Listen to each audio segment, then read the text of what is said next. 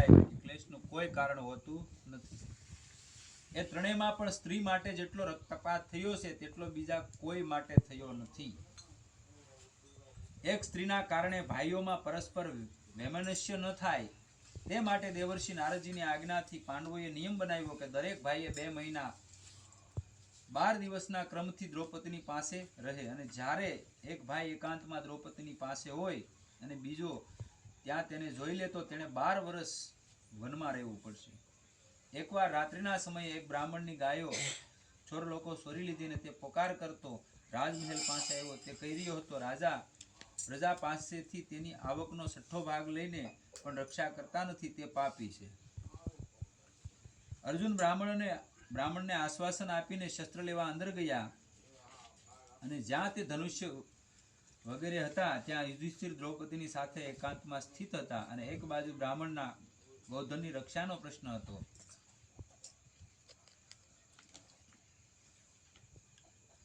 અને બીજી બાજુ વનવાસનો ભય, અને અર્જુનને નિશ્ચય થયો કે ગમે તે થાય હું શરણાગતની રક્ષા કરીશ. નગર નો લેવા ગયા હોત તો ભાઈ મારે 12 વર્ષ વનવાસ નથી ભોગવવો, મારે ક્યાં મારી ઘરની ગાવું વહી ગઈ. તો આપણે તો આપણા એને તો હાલો બ્રાહ્મણ હતો, આપણે તો આપણા પોતાનાનું ખરાબ થતું હોય ને ત્યાં પહેલા હાજર હોય કે નાના બરોબર લાગનો છે કે કરો, એટલે આ ભલા માણા ક્યાં જાવ છું, આમ તો વિચાર કરો. એ ગમે એવો છે તમારો સમાજનો છે, તમારો છે, એટલે તો આપણે લાયક થોડુંક તો અંદરથી થવું જોઈએ ને. માણસ છે એટલું તો થવું જોઈએ કે ન થવું જોઈએ. એને બદલે આપણા સમાજનો પરિવારનો હોય એની જ આપણે પહેલા શરૂઆત કરીએ. એ કે ના એમ એને ઓળખીશ છીએ. એટલે ભાઈ તમે ઓળખતા હોય તો આ દિશા ન હોય ખરી. તમારી 1.5 પેઢી વહી ગઈ તોય ન ઓળખીએ કે હવે તમે ઓળખી ગયા. ઓળખાણ નથી, ઓળખાણ થઈ ગયું હોય ને તો પરમેશ્વરની કરી લેવાય. માણસની ઓળખાણમાં શું થઈ જાય? મળી જવાનું કાંઈ. હકીકત મહેનત કરો તેની માટે કરો ને. કાન હરવા રાખીને આપણે સાંભળીએ કોની? કોકની. ભગવાનને સાંભળવે ને કાં બગાહા આવે કાં તો થાકી ગયા, આ બધું ત્યારે હૂળ આવે ને. ભગવાનની સાંભળવા આગળ બીજાની સાંભળવાની હોય ને તો 12 વાગ્યા સુધી તમને નીંદર ન આવે. ઓલા આમ છે ને ઓલા આમ છે ને આવે. મને કહેજો આ મારી વાત ખોટી હોય પ્રમાણ સાથે તમને દેખાડું. બહુ મજા આવે એલા, અને એટલી મજા આવે એની વાત ન પૂછો. એટલે બને ક્યાં સુધી એનાથી બસવું. મારો કહેવાનો ભાવ એ છે, હું એમ નથી કહેતો કે ન કરાય, કરો તમને મુબારક, સારું કહેવાય. પણ મતલબ બસતા રહેવું. કેમ કે રોજ દિવસ સરખો નથી ઉગતો. ક્યારેક કોઈ એવા નીકળ્યા હોય, કોઈ સંત જ નીકળે, હાલો તમારા આંગણે આવ્યો બરોબર, તમારે આગળ હોય તો આપો, હું એમને કહેતો દઈ જ જો. પણ એવા શબ્દો તો ન કહો ભાઈ કામ કરે એવો છો ને હાલી હું નીકળ્યા ને. તમને ક્યાં ખબર છે? કોઈ પરમાત્મા આવી જાય ક્યારેક ખબર છે તમને? તમારે આગળ નથી પ્રણામ કરી લો ભાઈ, નથી વ્યવસ્થા, તમે જઈ શકો છો. તમારે ખાવું પીવું હોય તો હું આપું તમને.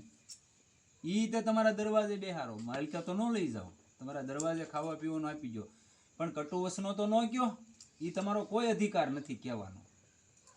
આપણે શું કરીએ? એ શરૂ કરીએ ભલામણા કામ કરો, આવડા સવો ને આમ સવો ને તેમ સવો ને. એટલે ભાઈ રેવા દે ને બાપા, હું કામ ખોટું એનું લેતું. ઈવડો એક તો ભોગવે છે, તારી માથે આવશે. કોકની કરીને તો આપણી માથે આવે ને. આ પાઇપ છે ને વેલ્ડિંગ કર્યું હોય તો એને કાપવું જ પડે. એને ઉખડે નહીં વેલ્ડિંગ, અને ઉખડ્યું હોય તો એના ટાંકા હોય ને ગુંગા થઈ જાય ને. કાપ્યા વગર છૂટક્યો નહીં. એમ જે કોઈ બીજાનું પાપ તમે ધોયું લીધું તો એ વજ્રલેપ થઈ જાય, ધ્યાન રાખજો.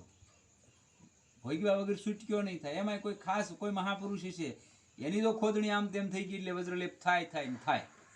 ભગવાન કહે ને, મેં ભગતન કો દાસ ભગત મેરે મુગુટમણી. એની તે સુંદરકાંડમાં કહે છે ને, સુંદરકાંડમાં એની સોપાઈમાં બતાવે છે. આગળ મહાદેવજી પાર્વતીજીને કહે છે, સાધુ અવજ્ઞા તુરંત ભવાની કર કલ્યાણ અખિલ કે આની. મારા કોઈ ભક્તની દાસની કોઈ અવજ્ઞા કરે, કોઈનું અપમાન કરે, કોઈની ખોદણી કરે તો કે તરત એનો અસર થાય. આ તો પાકી વાત. આ મારા વેણ તો છે નહીં, મારા ભાષા છે નહીં. મહાદેવજી કહે છે, તુલસીદાસજી મહારાજે લખેલું છે, કોઈ મારા દાસની કોઈ મારા ભક્તની કોઈ અવજ્ઞા કરી જાય એટલે તરત ત્રીજે ચોથેથી ખબર પડે, સીધું પ્રમાણ સાથે આપે. ત્યારે આપણે એમ કે કઠણાઈ નહીં, ઓલા દાદાની કરીથી આવી. યાદ રાખી લેવાનું. એટલે હું ના પાડું ભાઈ બસજો એમ. બાકી કરો તો મને કાંઈ વાંધો. રાજાને મેં ઘણી વાર ઉદાહરણ નહોતું આપ્યું કે આ ડાઘ ન જાતો, ડાઘ કે નથી જાતો, કરવું હું કે. એટલે બાપુ હતા ને એને કીધું કાંઈ વાંધો નહીં, કે રસ્તો છે આપણી આગળ, તું ગામમાં જઈને એમ જે જે ચેષ્ટા કરવાથી તારી ખોદણી થાય ને ઈ શરૂ કરી કે એક એને રોગ છે તો ક્ષય નામનો. એટલે આ મહાપુરુષને પૂછ્યું કે આ મટતોય નથી, ઘણા ટાઈમથી દવા લઉં છું, કરવું શું? એટલે એને કીધું કે ગામમાં જા, અને એના ભાભી હતા એક વિધવા, એને અરે બેઠો બેઠો સત્સંગ કરી ગયા, અને જે અમુક એવા માણસો છે એને એની ભાળતા તું નીકળી જઈ કે. હવે આ એને ઘરે ગયો, હકીકત તો એની માં હતી, ભાભી માતા સમાન કહેવાય, ત્યાં જઈને બેઠા, ભગવત સરસા હાલતી હતી, અને ઓલા બે ત્રણ એવા હતા ને એની પડખેથી જ નીકળ્યા, એટલે એને ખબર પડી ગઈ કે આ ક્યાં અહીંયા ગયા બાપુ. શરૂ થઈ ગામમાં, બીજન ત્રીજન ચોથેથી તો ડાઘ વયો ગયો, ભલામણા 100 મહિના દવા લીધી ને નહોતો ગયો, પણ ઓલા શરૂ કરીને તો ચોથેથી વયો ગયો.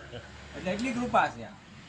એટલે હું કહું છું કે ભાઈ થાય ભગવાન નામનું સ્મરણ કરજો, ભગવાનને યાદ કરજો, કેમ કે બીજાની કરવી, મારી તારી કરવી, એમાં કોઈ ફાયદો છે નહીં, તમે બંધાઈ જાઓ.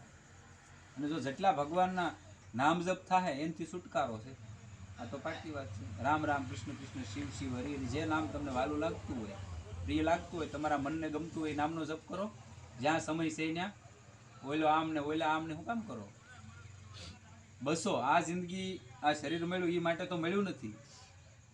આપણે 50-60 વર્ષની આયુષ લઈને આવ્યા, એમાં આપણે 75% તો ભોગવી નાખ્યું, વધ્યું તો થોડું ગમતું ને. હવે થોડા અમથામાં આપણે એ લડાઈ શરૂ કરીએ ગામની, તો પછી બસે હું? અને છેલ્લે પછી મેં ઘણી વાર કીધું પેરાલિસિસનો ઝોંટો આવે પછી રામ થાય નહીં. અને ભગવાનની અસીમ કૃપા હોય ને એને પક્ષીઘાટનો ઝોંટો આવે, એ કહી દો પાછો. નકર હારા માણસને પક્ષીઘાટનો ઝોંટો ન આવે, જેની માથે પૂર્ણ કૃપા ભગવાનની થાય, કાંઈ બાકી જ ન મૂક્યું એને ઝોંટો આવે. તમારે જોવો એને પોતાને પૂછવાનું કે ભાઈ આ કેમ આવ્યો છે, એને પૂછવાનું કે તું પોતે જજ બન કાઢ. મેં કેટલા કર્યાની મને જ ખબર હોય. પોતે જજ બનો, એકલા બેઠો ને ત્યારે વિચારજો કે મેં કેટલા કર્મો કર્યા, હું આનો પોતે જજ બનું, મને કેટલી વાર ફાંસી થાય તો ખબર પડશે. તો એમને એમ તો જવાના નથી. એક જ એવું અત્યારે કળીકાળની અંદર કોઈ સાધન હોય પાપને નાશ કરનારું, કોઈ સાધન હોય તો રામ નામ, બીજું કોઈ સાધન તો છે નહીં. અને વગર મહેનતનું જ્યાં બેઠા જે જગ્યાએ છો ત્યાં ભગવાનનું નામનું જપ થઈએ કે જેનો થઈએ કે. તુલસીદાસજી મહારાજ કે ને ભાવ કભાવ અનખ આલસું, નામ જપત મંગલ દિશ દસહુ. ભાવે કભાવે આળહમાં કે બે લાફા મારીને કોઈક રામ બોલાવે તોય કલ્યાણ કરવા વાળું છે, અને કરે છે. રામ ભગવાન આવ્યા અમુકને તાર્યા હતા, વીણા ગાંઠિયાને તાર્યા હતા. રામચરિત માનસમાં અમુક માણસો જ એવા હતા જેને ભગવાન રામે તાર્યા, પણ નામે તો લાખો અરબો ન તારી દીધા. આજે બધા રામના નામથી જ હાલે છે. નગર તમને મને અહીં ભેગળીને કોણ ઓળખતું? આપણે આમ કહીએ તો હાલો, આજ કદાચ ગુજરાતના ઘણા બધા ક્ષેત્રોમાં આ ગામ એટલું એમ કહેવાય કે ભેગળીમાં કોઈ સત્સંગ આશ્રમ હાલે છે, એની માણસો અહીંયા સુધી આવે છે, તેનું કારણ શું છે? મને તમને જોઈને આવે કંઈ? આમાં હું કાંઈ રૂપ છે, કાંઈ માથે શિંગડા છે? કાંઈ નહીં, બસ એક માત્ર ભગવાનનું નામ. એને જોઈને જ માણસ અહીંયા આવે છે, અને એને જ પસંદ કરે છે. મને તમને કોઈ પસંદ નથી કરતા.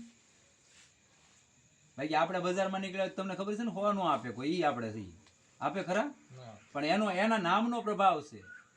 કોઈ પણ નામ કરીને, તુલસીદાસજી મહારાજ કહે ને કે રામનો નહોતો ને તેથી કોઈ કામનો નહોતો. આ બજારમાં કોઈ બટકું રોટલો નહોતું આપતું. રામનો છે ને તો બાદશાહી શરણોમાં તાજ મૂકે. તમે એકવાર એના થઈ જાઓ, અનુભવ કરો. હું રોજ તમને કોઈ એકવાર અનુભવે કરો કે ભાઈ આ કે હાસું છે ખોટું છે, મારી વાત તમને ગળે ન ઉતરતી હોય તો નામ જપ કરીને અખતરો કરો. પછી શરૂ કરો, અખતરો તો કરો ક્યારેક, રોજ ક્યારેક ન થાય. તમને દાજ ન સડતી? ક્યારેક રોજ કે અખતરો કરવો જોઈએ, એમ દાજ સડવી જોઈએ ને.